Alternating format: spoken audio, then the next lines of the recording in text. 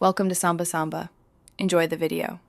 In this video, I will show how to make caramel popcorn. First, gather your ingredients, including half a cup of unpopped popcorn kernels. You'll need a large pot with a lid for popping. Heat a small amount of oil in the pot over medium heat, then add your kernels.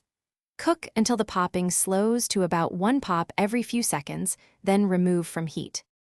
Next, let's create that delicious caramel sauce.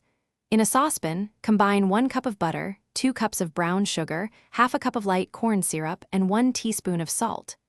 Bring this mixture to a boil over medium heat, stirring constantly to prevent burning. Let it boil for exactly 5 minutes, ensuring a rich, thick caramel forms. Once your caramel is ready, carefully pour the hot mixture over your popped corn in a large bowl.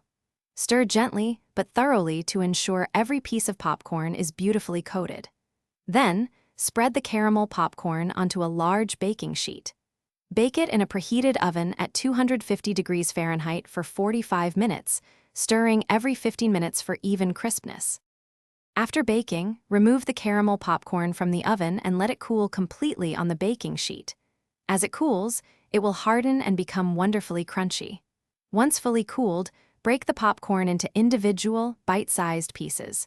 It's perfect for sharing or enjoying all by yourself. Don't forget to check the description for a link to Little Trees, Black Ice, and other great deals. Thanks for watching. Thanks for watching.